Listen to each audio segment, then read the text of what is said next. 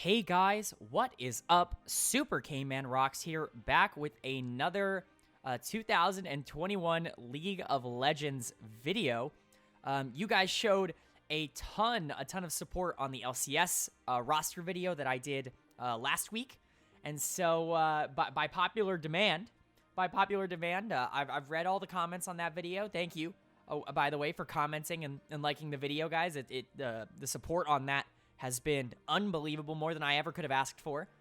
I've read a lot of the comments asking me to do an LEC version of that video, so here I am, doing an LEC version of that video. I did want to wait a little bit, so just I didn't run into a situation like I did with the LCS, where I only did 8 of the teams because we still don't know Dignitas or Golden Guardian's roster.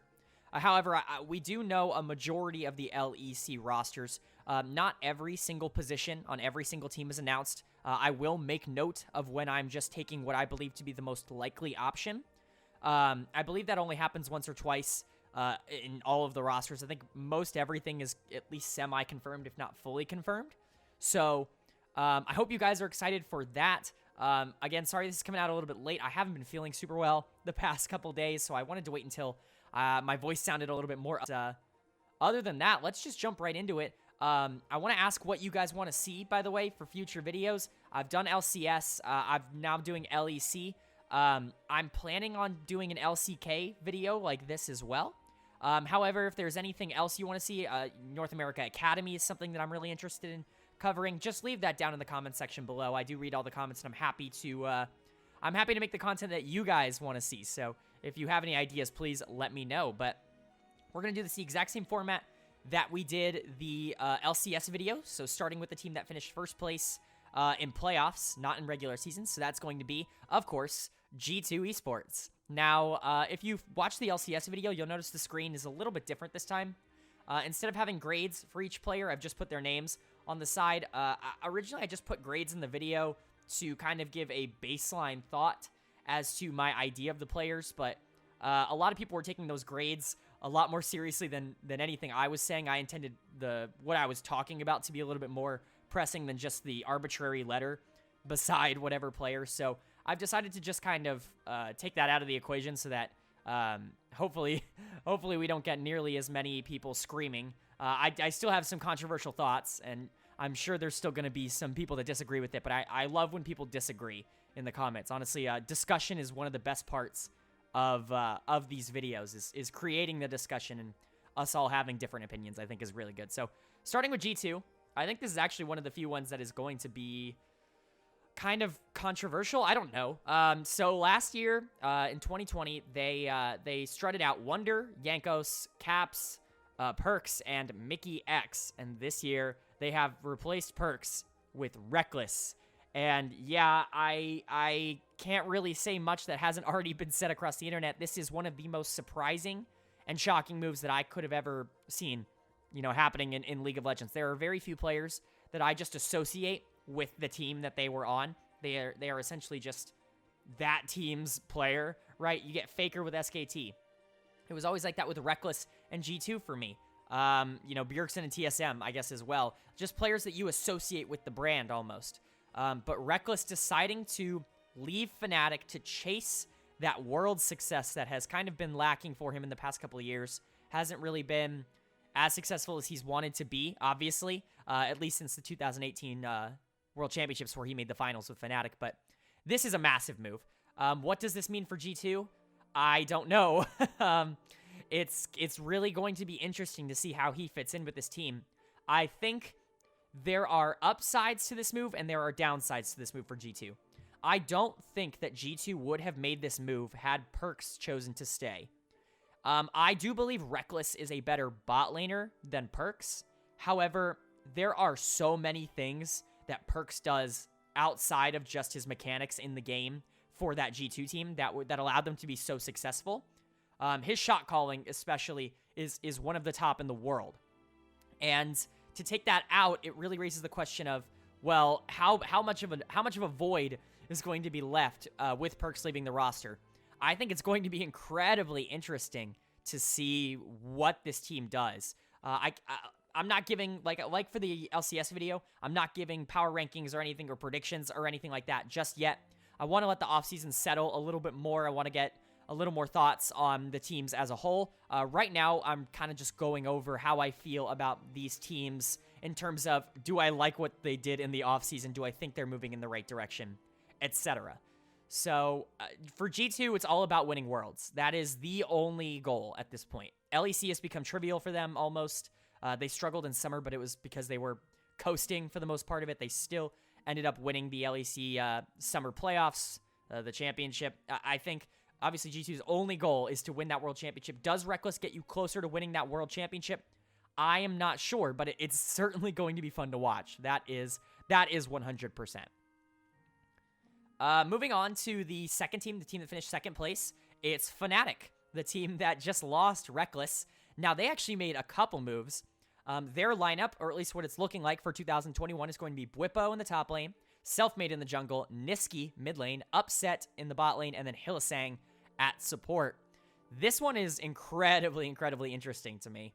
I actually really, really like what they did here.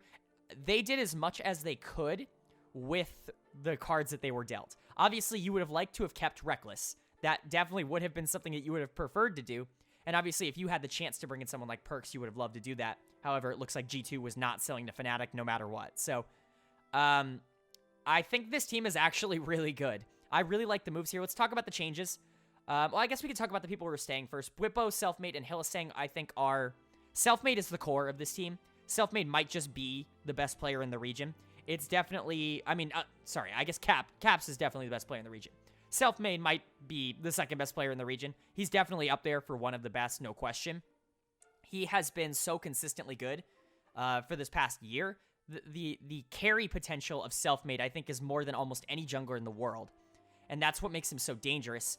And that's why I think the additions of players like Niski and Upset actually really, really help rather than hurt this Fnatic team. You're losing out on Nemesis in the mid lane in order to bring in Niski. And I actually think this is an upgrade. I'm not sure how many people are going to agree with me on this.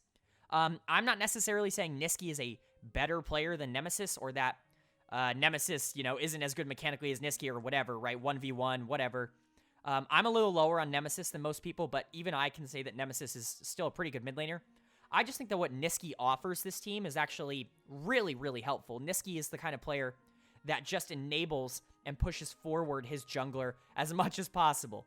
He plays to make sure his jungle gets ahead, and that's something that Selfmade is going to be able to take advantage of really, really well. Think of how Niski has played over the past year or so on Cloud9 with Blabber. I mean, the Spring Split was an example of Selfmade is definitely a better player than Blabber, and Niski made Blabber look like the best jungler in the world at points. He's that kind of player. He's been able to pull it out of almost every jungler he's ever played for, whether it be like Xerxes, Sven Skarin on Cloud9, everybody Niski has played for, he's been able to pull out the best of them in terms of a jungler, and I think that that's only going to remain true for Selfmade. As for Upset, I think this is about as good as you can do if you're going to lose Reckless. I think Upset, I know I have it as a downgrade on screen, and this is where people I think are going to get mad and not listen to what I say, rather just take the text on the screen. But Upset is not a mechanical downgrade from Reckless. I think Upset is an incredible mechanical player. I just think there's a lot that goes into a younger player like Upset, someone who doesn't have necessarily the winning experience that Reckless does, or the international experience especially that Reckless does, taking over that spot for one of the most prestigious and expecting organizations in the world. I don't think Upset's a bad player. I just think the shoes that he is filling is, they're ginormous. And is there a chance that he fills it great? Absolutely. But I can also see a world in which he comes in is a little bit slow to the gun. At least to start off the season, I could definitely see spring being a little rough for this team. But everything else I think works together really well. Bwipo and Hylissang obviously were rumored to be kind of a package deal this offseason. Hylissang was a free agent. Bwipo, wanted to follow Hylissang wherever. So it looks like they're staying on Fnatic. Hylissang re-signed. Bwipo is staying. So I think those are really good keeps. I'm not the biggest Bwipo fan in the world. Anybody who knows me knows that, but either way, I think there are very few top laners in the LEC that would be considered upgrades to Bwipo. I do think he is still a top-tier LEC top laner, even if I'm not necessarily like he's one of the best top laners in the world, like some people think. So, yeah, I think Fnatic did about as well as they could. I really like the changes. It's unfortunate they had to lose Reckless, but they did the best with what they could. The third team I want to talk about, third place, was Rogue. Rogue had a pretty decent showing at Worlds. I know they didn't get out of groups, but obviously they had an absolutely hellish group with obviously world champion Damwon in there, and then JD Gaming as well. I think that was always going to be the hardest group to get out of, or at least one of the hardest groups to get out of, the group of death or whatever you want to call it. They actually showed up really well at Worlds, and they made a few changes. They made 2 changes this offseason that I actually think are both good. So their 2021 roster is looking like Odoamne in the top lane, Inspired in the jungle, Larson in the mid lane, Hansama at AD carry, and Trimby at support. So they're changing out their top laner and their support this year. Their jungle mid ADC are staying. That should be a no question. All 3 are some of the best players in their role in the region, and none of them are old. They're not on the down curve or anything like that. They're all young stars, especially that mid and ADC. I know I like Inspired. I think Inspired gets hyped up a lot for how good his solo lanes do, but or his lanes, I guess not solo lanes. But Larson and Hansama, I think, have both proven pretty consistently that they're 2 of the best players in the region at this point. Rogue's done a really, really good job of acquiring this talent. But let's talk about the changes that they had. Odoamne is coming in the top lane. I think this is an upgrade. I think Odoamne had a really, really good second half of the split with Schalke. And I think while I'm higher on Finn than most people are, I think he's a little bit more than just a weak side tank player. I think he's probably closer to a guy who just had to fill a role on Rogue. I think Odoamne fills that role a little bit better. I think Odoamne is a very good weak side player. I think he can play strong side when he has to. Not that this team will ever need to with Larson and Hansama as the 2 other laners, but I think Odoamne is overall just more consistent than Finn. I think this is going to be a big power point for Rogue, is having a player like Odoamne now consistently sitting in the top lane. They bring in Trimby to replace Vander at support. This shocked a few people, but I actually really like this move.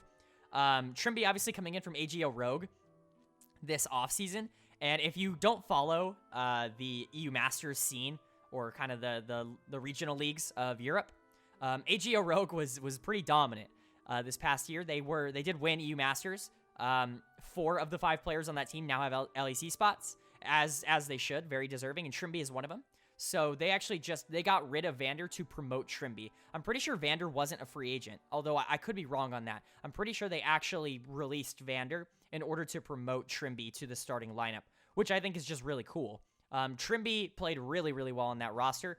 Him and Woolite were a really, really good bot lane. I'm not, I don't have as much experience watching EU Masters in the regional leagues as I do LEC and North America, the LCS and Academy.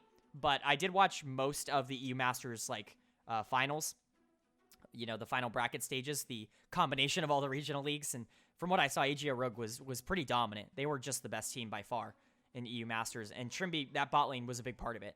And it's really cool to see him get a shot. I hope he comes in and I hope a lot of these guys come in and are as successful. I can't talk today. Are as successful as they were in EU Masters. Because I think that'd be cool. And EU just constantly pumps out all this new talent. So I have to imagine that when you see a team like this that really dominates the regional leagues, that they're pretty darn good, because I know the regional leagues have quite a bit of talent in them. So overall, I think Rogue actually did a really, really good job with this offseason. I think they went from a team that was kind of on that cusp of being competition with G2 and Fnatic, if not already there, and then they improved. They got better. I'm not going to make any predictions or anything, but I think you have to expect a Worlds repeat or, a repeat to going to Worlds for Rogue this year, because I just think they took that awesome formula that they had last year and they just improved upon it. That first place in the regular season, they just made it better. So big pluses to Rogue this offseason. The 4th place team and the final Worlds team from EU this past year was the Mad Lions. Mad Lions actually announced their roster changes quite early into the offseason. They are keeping their mid through support, and they changed the top side of the map. So their 2021 lineup is going to look like Armut in the top lane, Elyoya in the jungle, Humanoid mid lane, Karzi, and Kaiser as the bottom lane. Let's talk about the people that are staying. The 3 players that are staying are 3 of the hottest young prospects in all of Europe. The bottom lane especially, I am incredibly high on. I think Karzi and Kaiser, they didn't get a chance to show it at Worlds this year. Something about, and I'm not going to harp too much on the Worlds performance, but this team did not show up at Worlds. They were not able to make it out of the play-ins groups. And I don't know how much I'm going to let that affect my opinion. I don't want to let it affect it too much, because I'm really, really high on this bottom lane of Karzi and Kaiser. I think there is a chance that, especially in this year 2 of kind of being in that upper echelon, that we see these two guys become two of the best players in their roles in the world. I think there's a chance this could be the best bottom lane in the region.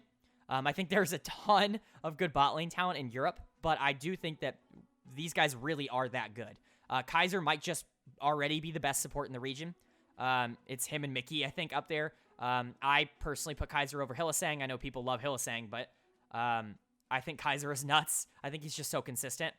And then Carzzy, while maybe not on the same level as Reckless or Upset or Patrick or some of these other like top tier 80 carries, I think Carzzy is actually, he's probably just as good as Patrick. I take that back. I think he's close. And I think if you're expecting any upward improvement, there is a chance that this just becomes the best bot lane in Europe.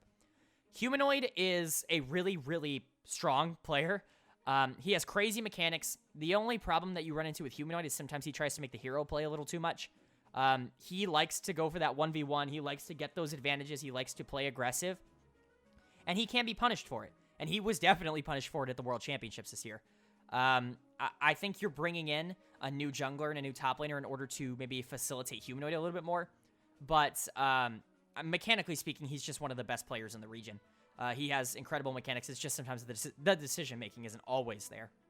But the new players on this roster are Arma in the top lane. I'll talk about him first. Obviously, coming over from Supermassive, who played really, really, really, really, really well at the play-ins. He might have been the play-ins MVP. He might have been the best player at the World's play-ins.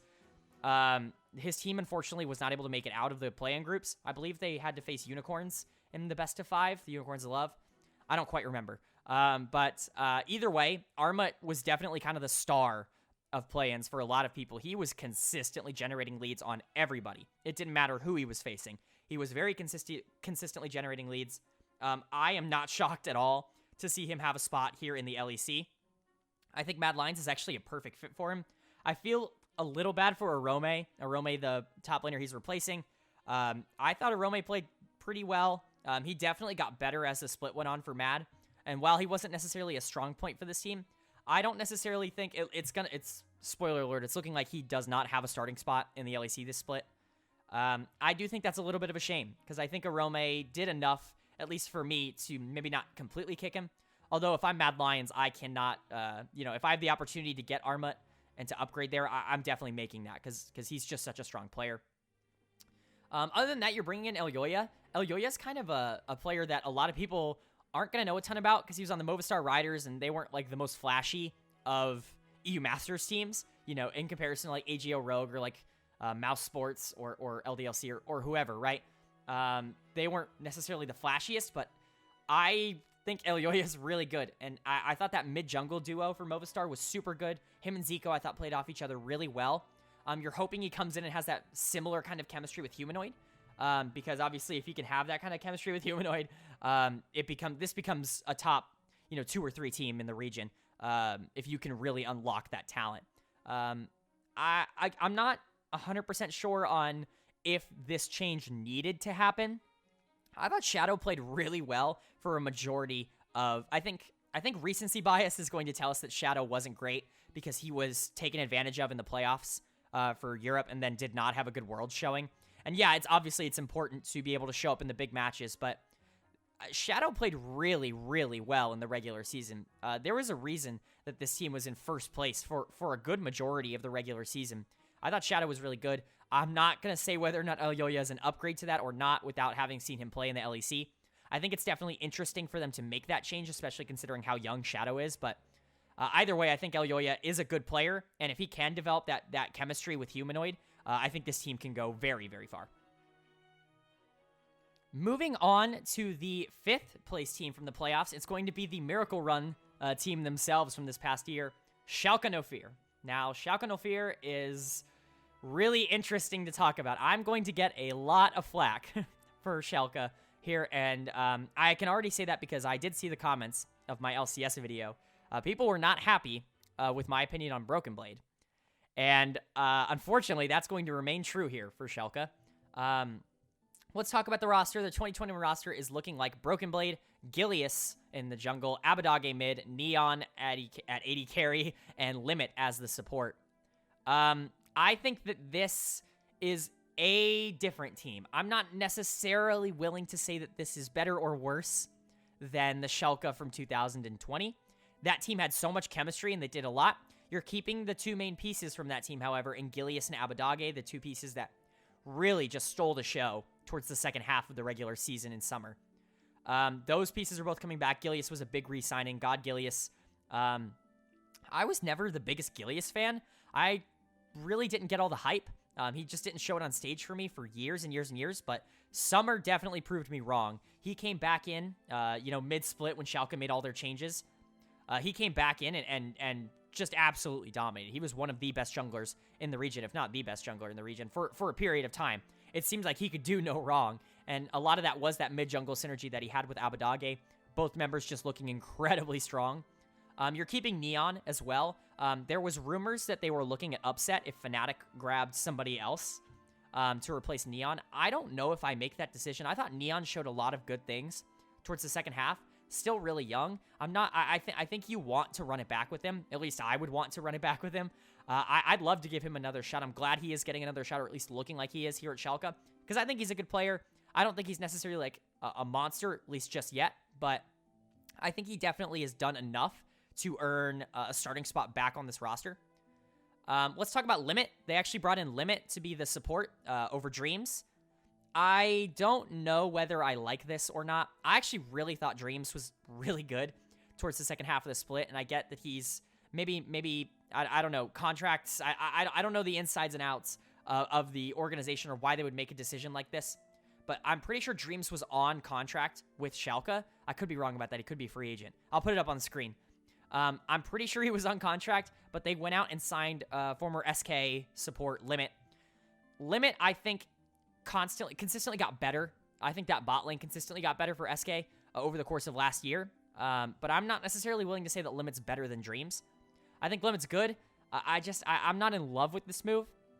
And speaking of not being in love with moves, Schalke bringing Broken Blade in the top lane. Now, I got a lot of flame for saying that Broken Blade was a mediocre top laner in my LCS video, and I'm gonna stick to my guns. I'm not just gonna, I'm not gonna throw away my opinion just because, I get some arguments in the comment section. But Broken Blade is the type of player that I think requires so much to enable. I think he is. I just don't know if I love the fit here with him and Gilius and Abadage, because all three players are players that kind of require resources. Abadage especially is someone who really, really likes to play with his jungle, get ganks mid and then start roaming. But if you're not constantly protecting Broken Blade, he's going to make mistakes.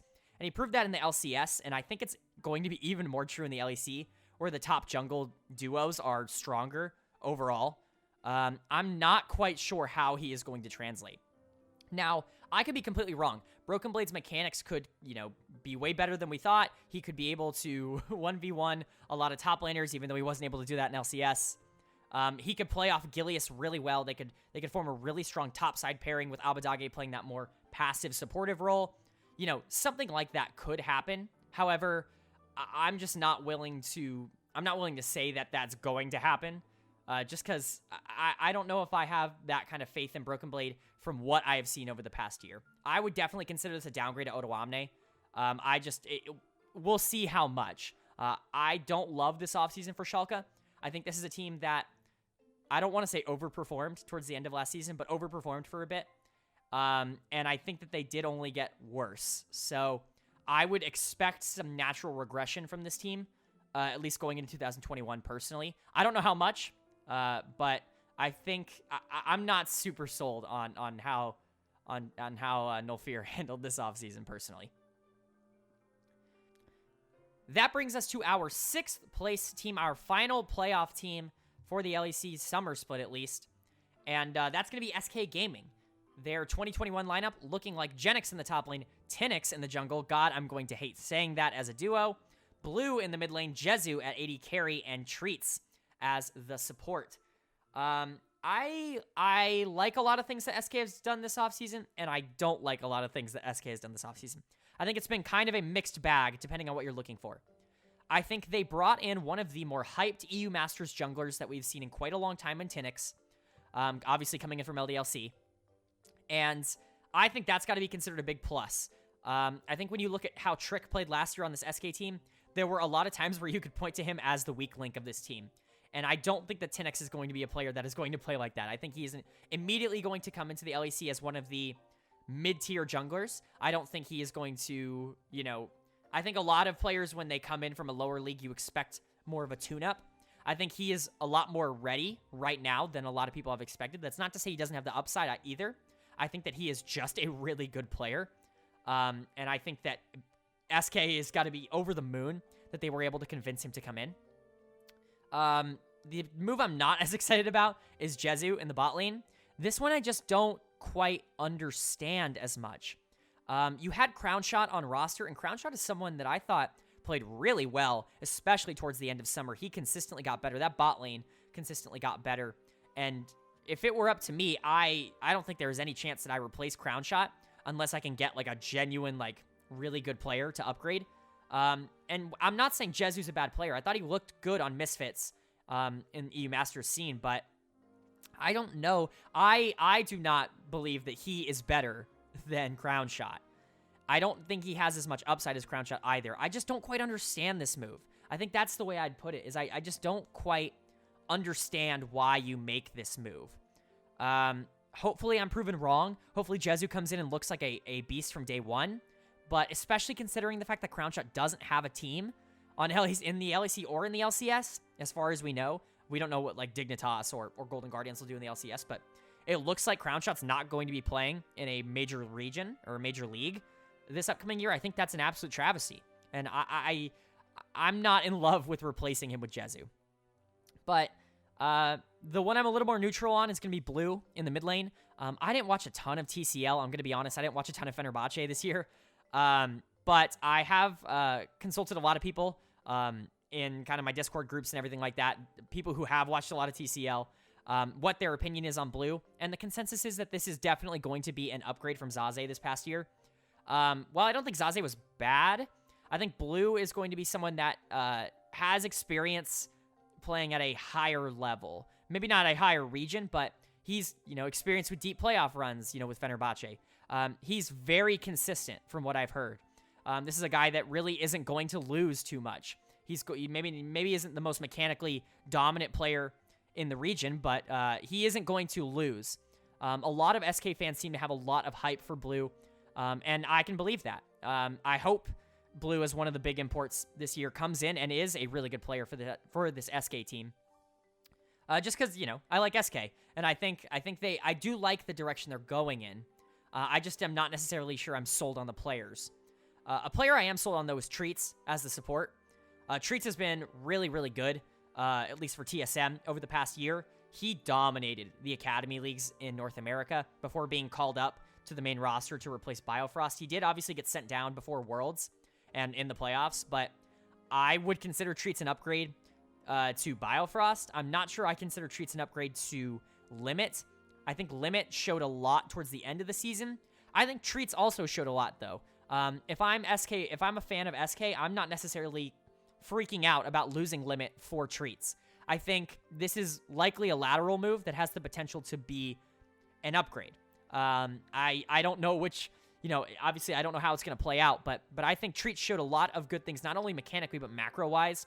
The one thing that I always credited Treats for was knowing when to make plays and when to play safer. A lot of supports nowadays, do that level 3 roam every single game, no matter the champion, no matter the matchup, no matter the wave state, and it can really put the AD carry in a bad position, and I think Treats realized that, and he is a little more selective when he does it, but when he does it, it's almost always effective. He still is a very good roamer. It's just not necessarily always what he's going to do. So I like what SK has done. I like the idea of, okay, we're a middling 6th place team. We're probably never going to be making top 4 to make it to Worlds with this roster. We're not bad enough, to be really bad, right? But we're not good enough to ever make it, to Worlds or whatever. Let's blow it up. Let's get some young players on this roster and let's try again.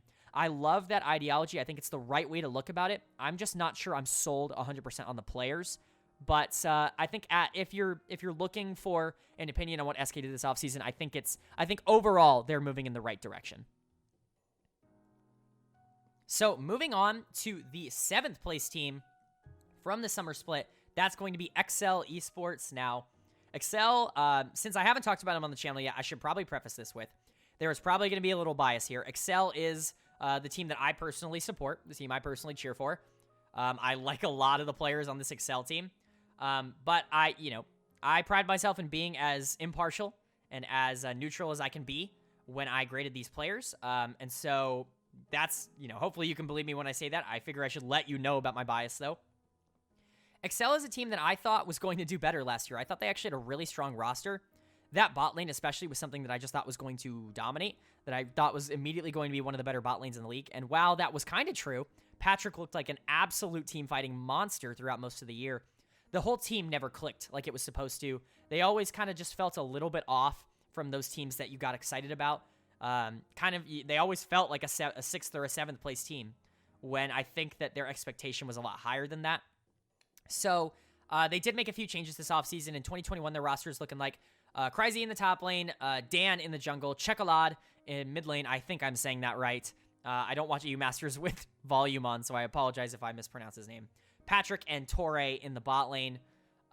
Let's talk about the changes, because I think those are the ones that are incredibly interesting. Dan and Chocolade coming in here as the jungle mid duo. Dan obviously should be a name that dedicated LEC fans should know. He's actually been kind of teasing coming up to the LEC since 2019. I remember he was splitting time a little bit with Broxa. I believe he played actually either all of or a lot of Rift Rivals in 2019 with Broxa on the team. But this is a guy that obviously followed Youngbuck here to Excel, a coach that he obviously felt like he had a lot of synergy with. I think Dan was one of the better junglers in the EU Masters scene. I think jungle is a position that is really hard to look good when your team is bad, but I think Dan managed to do that while Fnatic wasn't necessarily the best team in the EU Masters circuit. I think, or at least all the time. I think Dan managed to look really good for a lot of it, and I think that hopefully that carries over to Excel here. I'd be very excited if I were an Excel fan. Oh, wait, I am. I'm very excited that Dan is coming in. I think he offers a lot. I think he's a downgrade to Kadril, but I don't think it's by enough. I really don't think it's by that much. Kadril retiring, obviously, this offseason. Hopefully he becomes a caster. He's one of the best casters in the world already. But Dan coming in and replacing Kadril, I think it's big shoes to fill, but I actually think there is a chance that by the end of the year, we could be looking at Dan as just as good, if not better, than Kadril was this past year. The other change on this roster was bringing in Chocolade in the mid lane. And, this is just straight up a win. This is just straight up a good thing to happen. I think that Chocolade was arguably the best mid laner in all of EU Masters. And I just realized, by the way, I might have to refilm the... I'm going to have to refilm the SK part, because I said special the entire time. But Special here, I think replacing Special, who was definitely the weak point of this team for most of this past year, I think that you are absolutely looking at an upgrade here. I think there's a chance Chocolade comes in as one of the better mid laners immediately coming in from AGL Rogue. I know he was super prioritized by a lot of teams this offseason. There's a lot of teams that were looking for him. This is a very big pickup for Excel.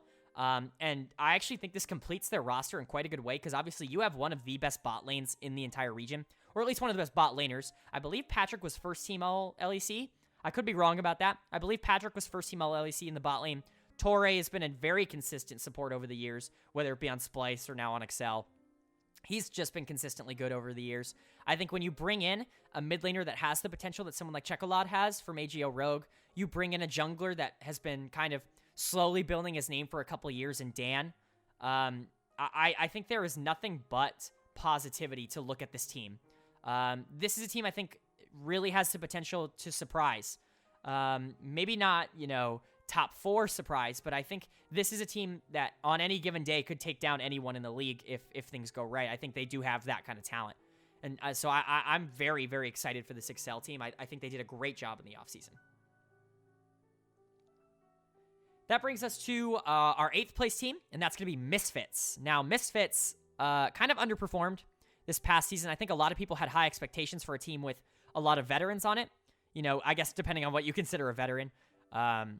But, you know, obviously with Febevin and with Kabe, I think a lot of people were expecting this team to look better.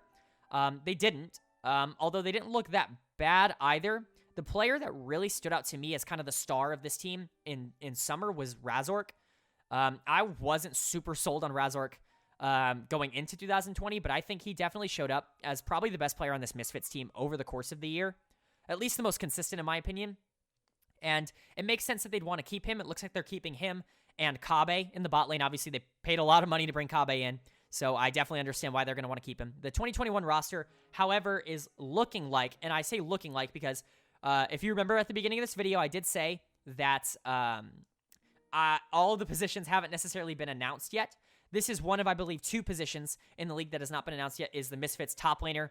So I'm just going with what I think is the most likely outcome. So what I believe the most likely top laner for Misfits in 21 is Aggressivu, their current EU Masters top laner.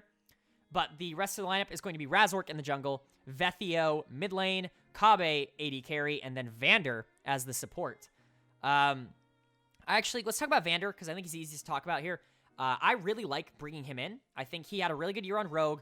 I don't think he's necessarily the best support in the world or anything like that. I don't think he's like one of the top supports in the region. I think he's a very stable, a very good support. I think he's somewhere in that 3 to 4 range in terms of the role in the region. And I think that that's good for a team like Misfits to be able to bring in that consistency, especially if you're bringing in a more volatile mid laner like Vethio.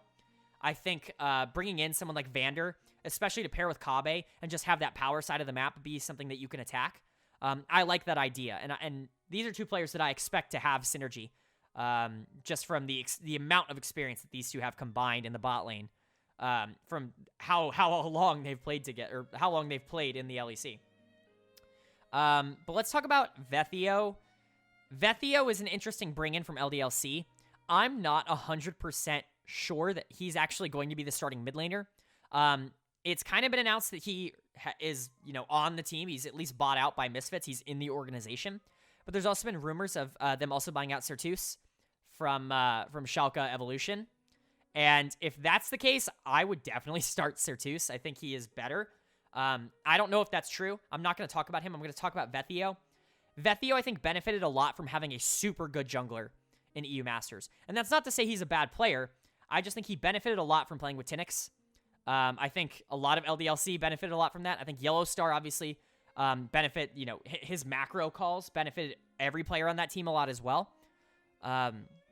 So I'm not exactly sure what to expect from Vethio. If I had to guess, I'm going to say he's going to be one of the weaker mid laners in the region, if not just because mid lane is so incredibly strong in Europe. But I obviously could be proven wrong.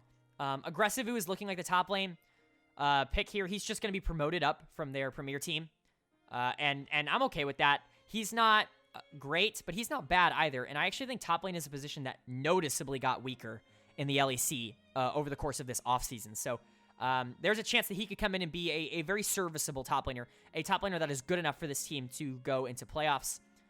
I don't know how to feel about this Misfits team. I'm not in love with the players. I think Kabe looked mediocre at best for a lot of summer, in my eyes at least. And I'm just not sold that this is a playoff team. If they do end up making the playoffs, I wouldn't be utterly shocked. But this also isn't a team that I expect to be making the playoffs. Or I guess maybe, I don't know. I'd have to think it over more and get to my power rankings when I do. But I'm not super sold on what Misfits did this offseason, personally. So let's move into the 9th place team. 9th place team is probably the most negative I'm going to get this entire review, which is going to be Vitality. Vitality is rocking with Zagenda in the top lane, Skeens in the jungle, and this is the other position that hasn't been announced yet, but I'm just taking a guess. Melitza, mid lane, Comp as your AD carry, and then Labrov as the support. This is a team that just never looked like they had it together in 2020. I didn't see a lot out of them. I understand that you want to stick with your young players. I definitely agree with sticking with the bot lane. I think Comp and Labrov showed a lot of good things. At least enough. I think Labrov was actually rookie of the split. Correct me. It's going to be up on the screen whether I'm right or wrong. I'm pretty sure Labrov was actually rookie of the split. But I definitely agree sticking with the bot lane. If you're running it back with the same mid-jungle duo, I'm not necessarily too stoked about that. I don't think Skeens is a bad player. I don't think he's a great player. I'm not sure if I'm necessarily over the moon. But I do understand that if you can't find an upgrade, if all the other upgrades from EU Masters or whatever have been taken, that you don't necessarily feel like you need to bring in another jungler. I get that.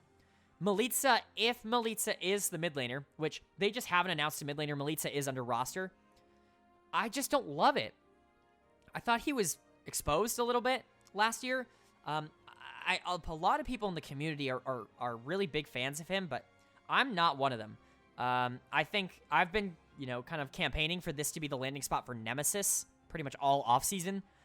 Nemesis obviously leaving Fnatic, doesn't have a home yet. I don't know if he's going to NA. I don't know what's going on there. I think this would actually be a pretty good landing spot for Nemesis. I think he is a young player that can grow and offer a little bit of veteran leadership to this team that is so incredibly young. Speaking of young players, I don't want to shit on Vitality too much because I want to talk about Zagenda, who is the best player on this team, probably day one. Coming in from AGO Rogue, the top laner from AGO Rogue, he has looked really good. He might have been the most prioritized top laner free agent in the offseason, at least for maybe other than Odo Omne. It's, you could probably debate on who got more calls, but Zagenda might have even been more talked about than Odo Omne. He was dominant in EU Masters, and I think he's going to come into Vitality and be really good immediately. He's probably the best player on the team from day one. It's just outside of him, I'm not in love with the roster. This is a team that was comfortably 8th to 10th for pretty much the entirety of 2020. And you made one change in the top lane. And yeah, I think it's an upgrade. Cabochard obviously is Mr. Vitality, so it's got to feel bad replacing him, but Zagenda coming in is a really, really good player, a really big get for this roster, but I'm just not in love with the pieces around him. I hope they prove me wrong, but I'm just not in love with what Vitality has done. And that brings us to our final team here, and that's going to be Astralis, formerly Origin, rebranding after Deficio and Origin, kind of all that pull out. They kind of separate the ownership. Astralis is fully taken over here, and what they have done is just gone full youth movement, kind of. Their lineup in 2021 is looking like White Knight in the top lane, Zanzara in the jungle, Nuke Duck in the mid lane, Jeskla at AD carry, and then Promiscu as the support. A lot of these names are names that have been kind of on the cusp of LEC for years now, but just have never been able to break through the ceiling. Names like Jeskla, like Promiscu, like White Knight, they've all had stints in the LEC, but none of them have been able to stick, Obviously, Nuke Duck, the only piece that is coming over from this 10th place Astralis team that really disappointed. That really, really disappointed. With the amount of talent that was on this Origin team, Astralis, whatever you want to call it, this past year, it's a crime that they got 10th place. Pretty much all that talent has gone somewhere else.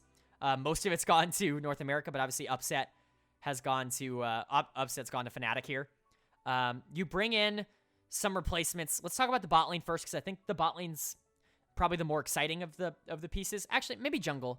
I think jungle's the most exciting, but let's talk about the bot lane. You're bringing in Jeskla and Promiscu. They looked really good as the bot laners for Mouse Sports this past year. I believe Mouse Sports. This past year. I didn't watch a ton of EU Masters. I apologize if I get one of the team names wrong, but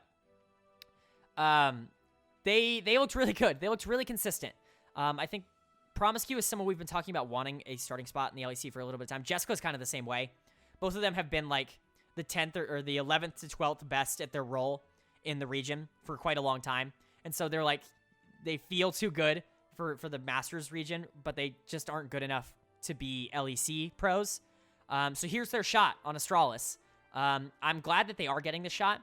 I think the jungler that they brought in is definitely going to help that. They brought in Zanzara from AGO Rogue. I feel like I've said AGO Rogue so many times. But they brought in Zanzara, and I think he's probably going to be the piece that they look to play through the most. I think this mid-jungle could actually be really strong. Nuke Duck has obviously shown that he's had a ton of skill in the past. Had a really bad year, especially towards the end of summer. Just kind of looked lost or not committed maybe on that Origin team. But I think if you're hoping that Nuke Duck kind of gets back to where he was at, I think that synergy with Zanzara is going to be a big part of whether that works. White Knight in the top lane is just kind of a meh pickup for me.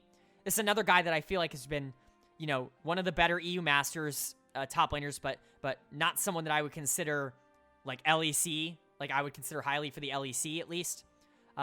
He's coming from Berlin International. I remember him the name obviously sticks out because I remember him from when he was on Unicorns of Love. I believe he was the final top laner for Unicorns of Love before they switched over to the CIS region. But you know, just another guy who's been around. He's been around the European scene for quite a while and has just never really been given a chance. So here's his chance here on Astralis. I think that's kind of the common trend for Astralis. I think this is most likely going to be somewhere around a 7th or an 8th place team. Probably one of the better teams that don't make playoffs, but I don't know if the ceiling is necessarily there. I think this is probably like a high floor, low ceiling kind of roster. And if that's what you're going for, it's what you're going for. It just doesn't give you too much to be excited about personally. But that's going to be it. That is my assessment on the offseason of all 10 LEC teams. If I said something crazy, let me know in the comments. I love interacting with you guys. I love hearing your opinions, even if they don't, even if they don't necessarily agree. You know, if we don't always agree, Broken Blade, I'm sure I'm going to get a lot of flack for that. I'm sure I'm going to get a lot of flack for calling Upset not as good as Reckless. There's going to be some stuff that people get mad at me about, but that's fine. That's fine. It is what it is. I like to hear you guys' opinions. Like I said at the beginning, if there is anything specific you guys want me to make in the future, whether that be an LCK video, I'm definitely going to be making an amateur video or an NA Academy video. Leave that down in the comments as well, and I'm happy to go ahead if it gets enough likes, and if you guys definitely want to see it, I'm happy to make that kind of content. So I appreciate you all tuning in. If you liked, please leave a like here. It really does show me that you guys are enjoying this content and that you want to see more of it on the channel. Go check out my LCS video. It's going to be up in the iCard in the top right of the screen right now. Go check that out if you are interested in my thoughts and opinions on that. But other than that, guys, I hope you enjoyed, and I will see you all later.